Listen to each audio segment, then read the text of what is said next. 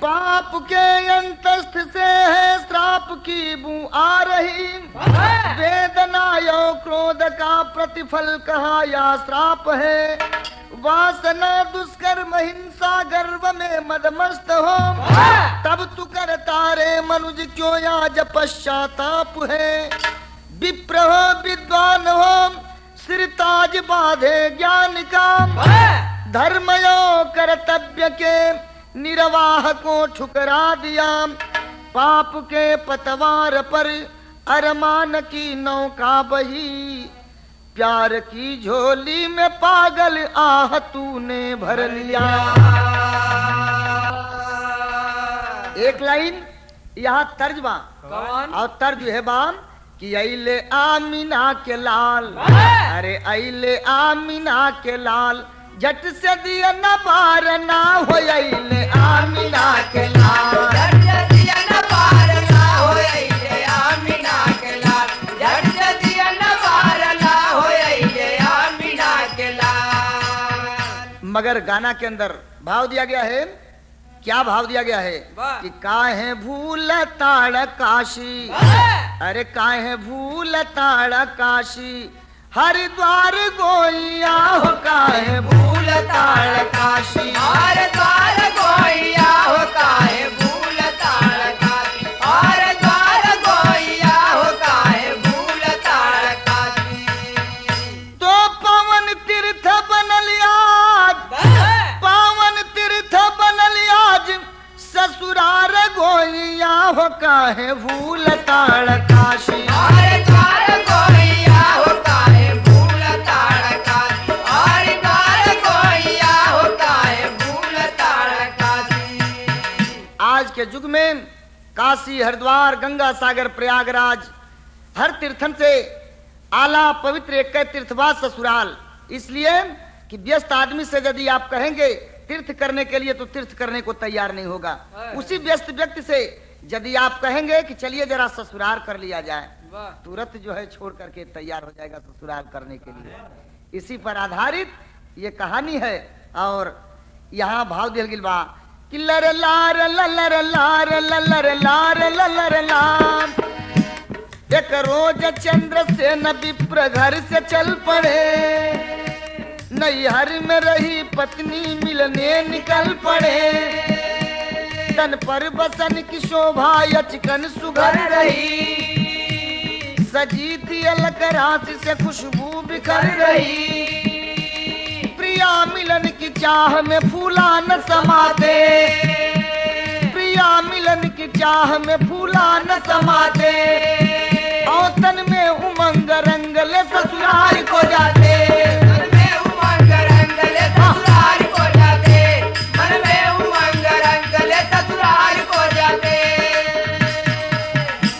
चंद्रसेन नाम के ब्राह्मण आषाढ़ का महीना बाम दुल्हन रहली उनका नैहरे में। सोचलन है चंद्रसेन पंडित तनी चली दुल्हन से भेड़ तक कह आई। इस सोच के जब श्रृंगार वगैरह कह के आ चलन है तो आषाढ़ का महीना रहल।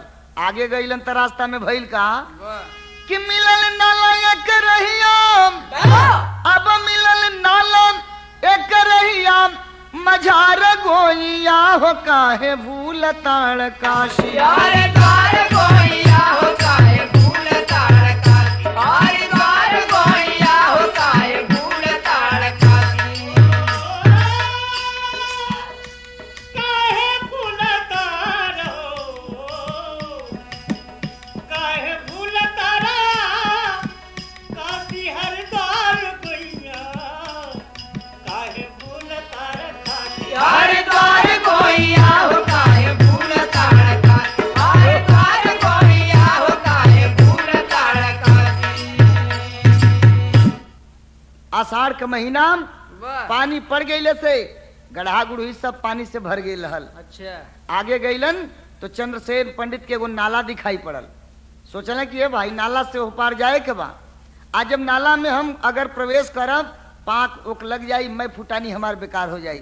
चारों ओर निगाह दौड़ावे लगलन तो का देखलन कि बगले में एक ठे गाय दलदल में फंसल रहल। गैया जब पंडित जी के देखलस त रो रो के निवेदन कैलस कि महाराज बड़ा उपकार होई, हमके ये दलदल से बहरे कैदा। मगर पंडित जी जब देखलन तो समझ ल कि उनकर मन एकदम गुब्बारा बन गई खुशी में। सोचलन कि बस साधन तो मिल गई। उ मनवा में सोचे लगलन, का सोचे लगलन, तो एक लाइन यहाँ तर्ज बा। बताओ तही भैया काहे उजात हुआ लोग, तनी सब बढ़ जीवा तब मजा आई। वो है तर्ज बा कि काली तेरी चोटी है परंदा तेरा लालिनी, काली तेरी चोटी है परंदा तेरा लालनी, काली तेरी चोटी है परंदा तेरा लालनी। और रूप की वो रानी तू परांदे को संभालिनी, रूप की ओ रानी तू परंदे को संभालनी, रूप की ओ रानी तू परंदे को संभालनी। अरे रूप की वो रानी तू परांदे को संभालिनी, रूप की ओ रानी तू परंदे को संभालनी, रूप की ओ रानी तू परंदे को संभालनी। तो किसी अजनबी पे, अरे किसी अजनबी पे तुझको आ गया जो दिल होगी बड़ी मुश्किल।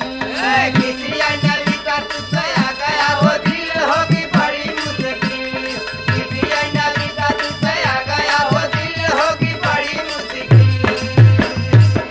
मगर गैया तो निवेदन कैलस। गैया के निवेदन पर पंडित जी ध्यान ना देहलन, वो कुछ और सोचे लगलन। का सोचे लगलन कि धर्म के पुजारी जी विचारते थे मन में, धर्म के पुजारी जी विचारते थे मन में, धर्म के पुजारी जी विचारते थे मन में।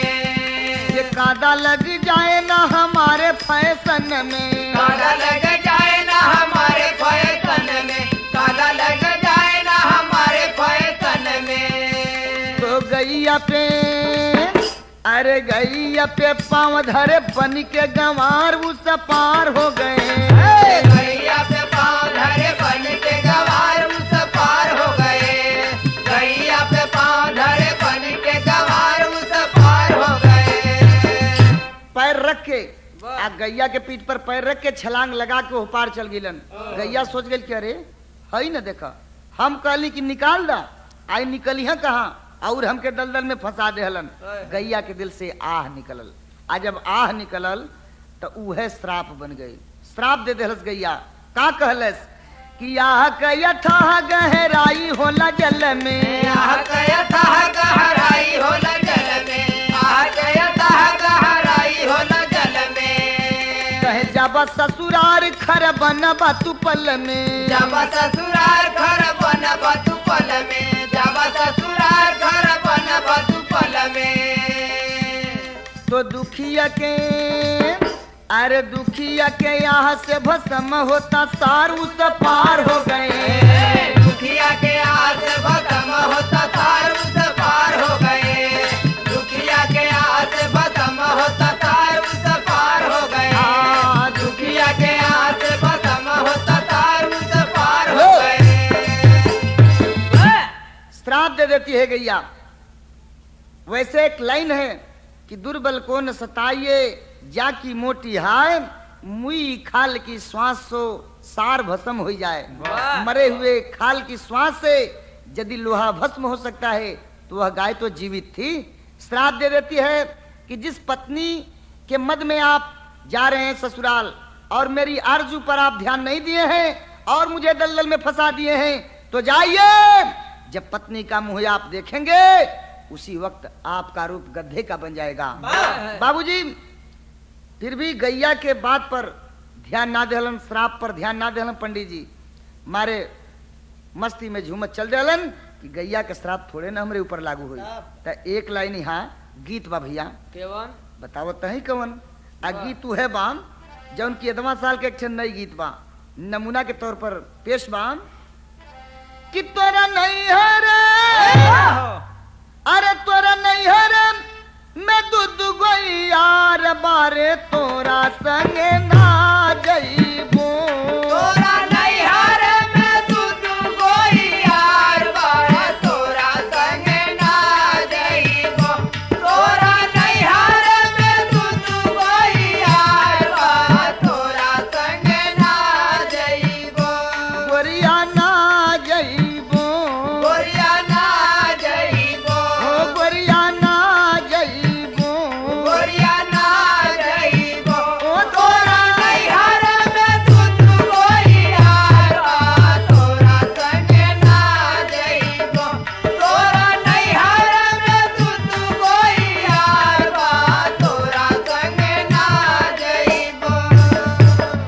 मगर गाना के अंदर भाव दिल बा काम वाह कि रुक जाए भले, अरे रुक जाए भले दरिया के पानी जवानी नहीं माने ले। रुक जाए भले दरिया का पानी जवानी नहीं माने ले। रुक जाए भले दरिया का पानी जवानी नहीं माने ले। नदी के पानी में बांध बांध के आ वो जल के रोकल जा सकेला, लेकिन जवानी का पानी ये धरती पर केहू ऐसा पैदा ना भइल बा ये जवानी के पानी के रोक सके। वाह वाह वाह।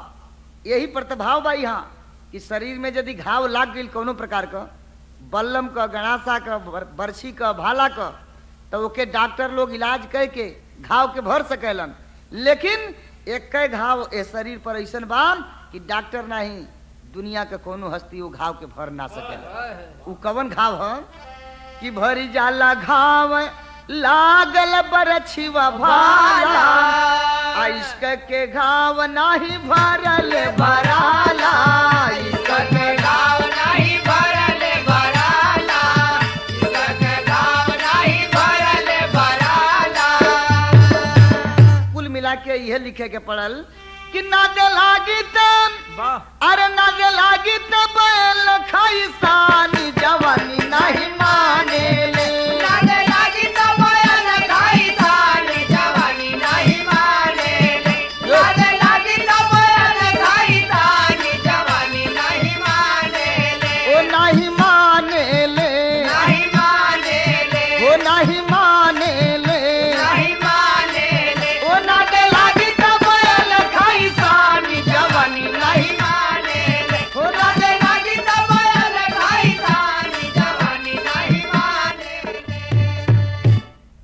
चल देलन जैसे जैसे ससुरारी के करीब पंडित जी पहुंचलन, चिंता अब सतावे लागल। ये भाई गैया का बात कहीं साच न हो जाए, ऐसा न हो गए कि सही का हम वहां ससुरारी में जाके दुल्हन के मुंह देखते गधा बन जाई।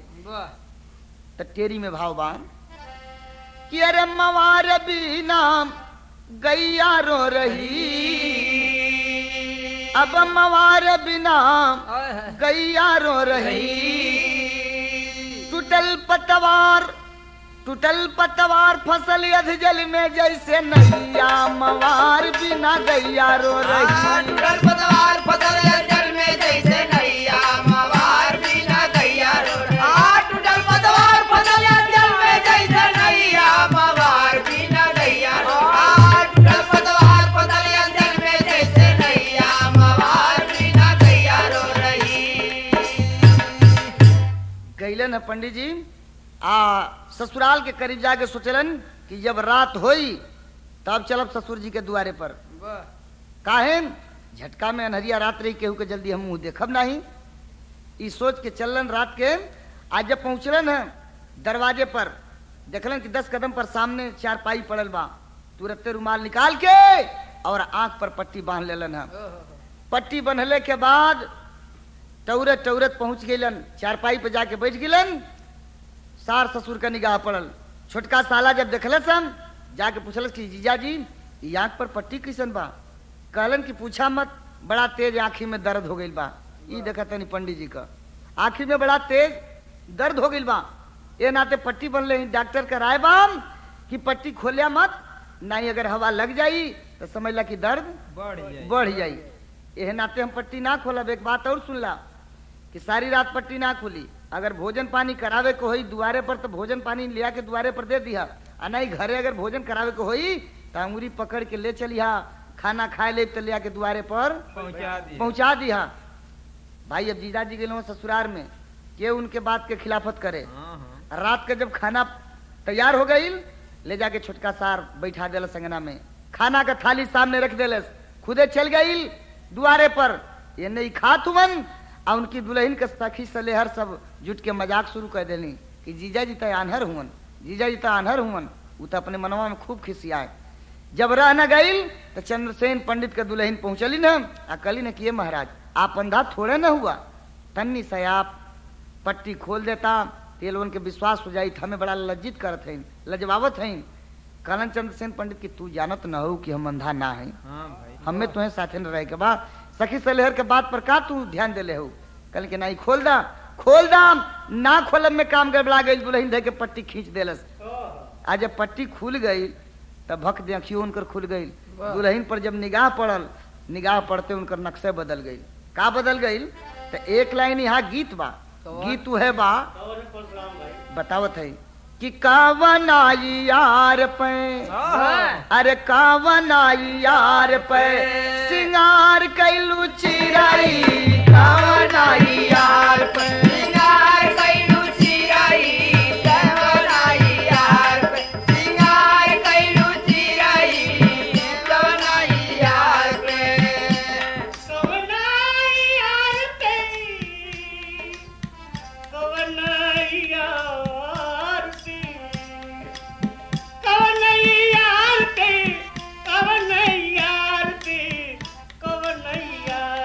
सिंगार कैलू चिराई, कावन आई यार पे सिंगार कैलू चिराई, कावन आई यार पे मगर भइल हो काम कि है को करैला। नक्शे बदल गए पंडित जी का। आज जब रूप बदल गए दुल्हन के मुंह देखते तो है को करैला। गदहवा बड़ा जोर हो, को करेला, गदहवा बड़ा जोर हो, को करेला, गदहवा बड़ा जोर हो, को करेला। तो अंगना में जाई के मचावन लागे शोर हो, है को करेला, गदहवा बड़ा जोर हो, को करेला, गदहवा बड़ा जोर हो, को करेला।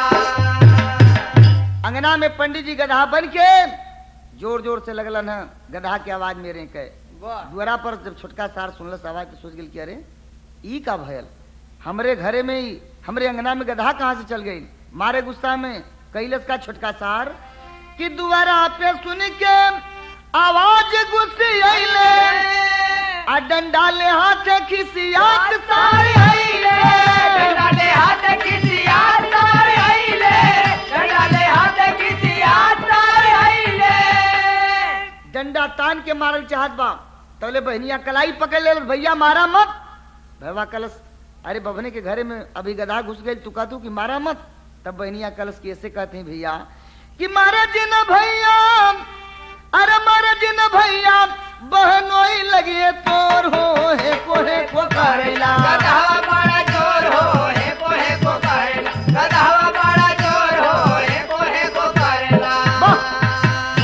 मारा मत, तुहार जीजाजी न हुआ। कलश की हमार जीजाजी या गधा ई गड़बड़ कैसे हो गई। सार ससुर सास सबे कहे लगल। दुल्हन बतौलस कि पट्टी का राज के जनलस नहीं, हम पट्टी खोल देनी, काम गड़बड़ा गई। सार ससुर सास सबे कहे लगल कि अपनी करनी का फल पवलन।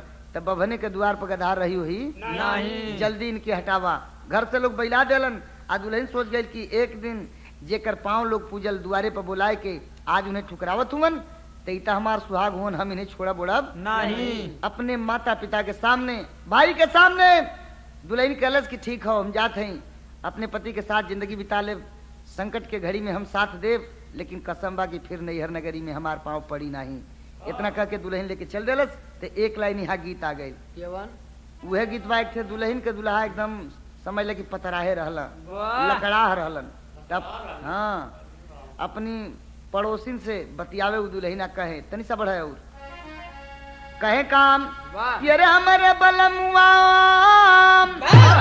अब हमारे बलमुआ के पातर कमर पलटनिया में जाए नहीं दे, पलटनिए में जाए नहीं दे, पलटनिए में जाए नहीं दे। और हमारे बलमुआ के पातर कमर पलटनिए में जाए नहीं दे, पलटनिए में जाए नहीं दे। ई तरह गीत के नमूना। लेकिन वो दुल्हन कैलस काम कि अरे सपना ससुर घर, वो हालात में अपने पति के गधा के रूप में लेकर के दुल्हन ससुराल भी ना जा सकत रहल। एह नाते कहनाम बा कि अरे सपना ससुर घर नरक नहीं हरवा, वियोगी न भइली बारी धनिया।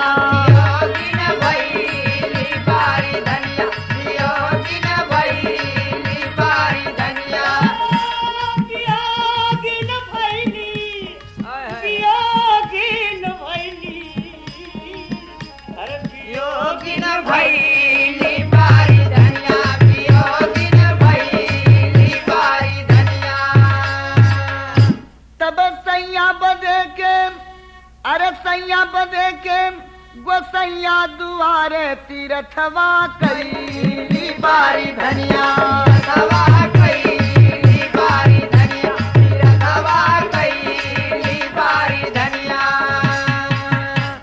हो सकेला भगवान कहीं कृपा हुई तो हमार सैया श्राप से मुक्ति पाजी हन। कहीं मुक्ति ना मिलल लाचार होके दुल्हन लौटत रहल। रास्ते में कुछ लोग बतियावत रहन कि राजा जनक एक नहीं 2 4 5 6 जगह करिहन तब वो सुखल पोखरा में पानी रही हुई नहीं दुबारा के शोभा हो या तीर्थ सेवक भैया भैया दुबारा के शोभा हो या तीर्थ सेवक भैया आदमी के शोभा हो सारा व्यवहार राजा के शोभा हुए परजा भलैया भैया राजा के शोभा हुए भैया नारी के शोभा सिंगार। विचार करके दुल्हन पहुंच गई राजा जनक जी के यज्ञशाला में। डांटने लगे राजा जनक जी। तब बताई कि मैं ब्राह्मणी हूँ, श्राप में मेरे पति गधा बने हैं। ब्राह्मणों को, विद्वानों को, ज्योतिषियों को राजा जनक जी बुलाते हैं, पूछते हैं कोई उपाय है। अल्लाह बदल दा कि पवले भी दे राजा जब की खबरिया अरे पवल भी दे राजा जब की खबरिया तब ब्राह्मणों से मांगे भूप उचित विचार अरे ब्राह्मणों से मांगे भूप उचित विचार कवनो तिरियवा पति बरता गुजरिया अरे कवनो तिरियवा पति बरता गुजरिया तो पिठिया पे हाथ जब राखी सरकार हो पिठिया पे हाथ जब राखी सरकार हो पिठिया पे हाथ जब राखी सरकार हो तो श्राप मुक्त हो जाई है अब इनके सजनवा देश देश पाती भेजल मुसबाय देश देश पाती भेजल मुसबा देश देश पाती भेजल मुसबा देश देश पाती भेजल मुसबा देश देश पाती भेजल मुसबा देश देश पाती भेजल मुसबा देश देश पाती भेजल मुसबा। बाबूजी यह लोग राय दिलन राजा जनक जी के कि आप यही यज्ञशाला में एक पतिव्रता औरत के बुलवावा जो उनकी सपना में भी गैर पुरुष के विषय में न सोचले हुए आई चलनी में पानी लेके एक सरोवर के पोखरा के एक चक्कर पूरा करी मगर शर्त बाकी एक बूंद पानी धरती पर गिरे के ना चाहिए। जो ही चक्कर पूरा हुई समझ लगी पोखरा लबालब पानी से भर जाई। वह पतिव्रता औरत यज्ञशाला में आई के एक गड्ढा के पीठ पर हाथ रख के अगर कह देगी कि मैं पतिव्रता नारी हूं, पतिव्रता नारी के लक्षण मेरे अंदर हो तो ये गड्ढा श्राप से छुटकारा पा जाए। वास्तव में दोनों काम बन सकते हैं। सोचल जाए लगल कि ऐसा औरत बा बतौना लोग कि राजा दशरथ का रानी कैकेयी का बड़ा सुहरत बा पतिव्रता में। कहीं कहीं प्रमाण मिलेला रानी कौशल्या का। कुछ भी हो राजा दशरथ है कन्या रानी रहलीन। जनक राजा चिट्ठी लिख दिलन दशरथ राजा के नाम से। जब राजा दशरथ पवलन है चिट्ठी पढ़त हुन का लिखल बा वाह कि अरे यही हम मितवाम अब यही हम मितवाम हमारे यज्ञ के मेड़रिया में यही हम मितवाम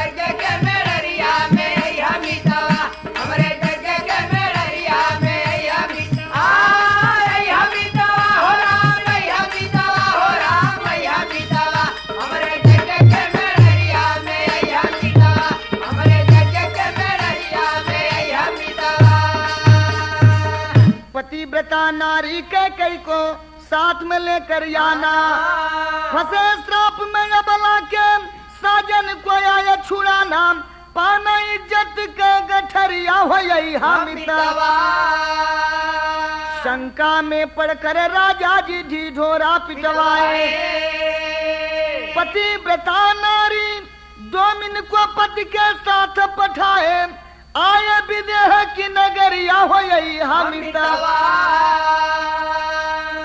राजा दशरथ सोच गिलन की रानी कैकेयी के लेके चली काम ना बनल तो लोग हमने के चरित्र पर शंका करी हम ढिढोरा पिटवा दिलन कि अगर कोनो पतिव्रता नारी हो कोनो जाति को हो तो कल दरबार में आ जाए हम शाही शान शौकत के साथ जनकपुर भेजब। वही अयोध्या के रहे वाला डोम डोम इन दरबार में पहुंचलन है। राजा दशरथ जी राज सिठाट बाट में शाही रथ पर बैठा के जनकपुर भेज दिलन है। जनकपुर के लोग सोचत हुवन कि ईरानी कह के ही हैं और ई राजा दशरथ हुवन। डोमिनिया गईल दोनों काम कैलस। भइल का कि पड़ल पीठ पर हाथ श्राप से पा गईले छुटकारा। तो जय हो राजा रानी जी की अब कहे लोग मिल सारा नारा देवली गुजरिया हो यही हम सवा।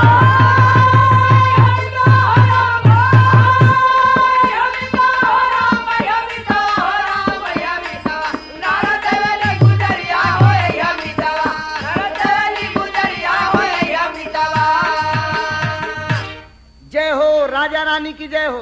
डोम डोम इन दोनों प्राणी वही में जयकार मनावत हुआ। जनक राजा पूछलन कि हमने तो आप लोगों के जयकार मनावत थी, आप लोग की कर मनावत हुआ? कहलन कि हम डोम हैं, अयोध्या कई हमार पत्नी हैं। राजा जनक जी के बड़ा गुस्सा भई कि हमारे साथ दशरथ राजा विश्वासघात कैलन। अतः कैलन है काम कि भेद जान अपमान समझ कर विदेह जी गुस्सा है, इसीलिए सीता स्वयंवर में पाती नहीं पठाए। आए विदेह बिन अरे आए रघुबर बिन खबरिया हो यही हमितवा।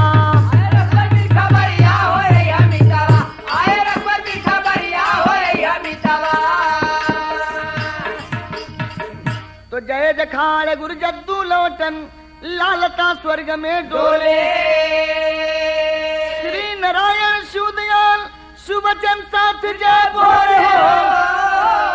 तो मवार बिना गई आरो रही, लिखते परशुराम सहयोगी सुधर भैया मवार बिना गई आरो रही।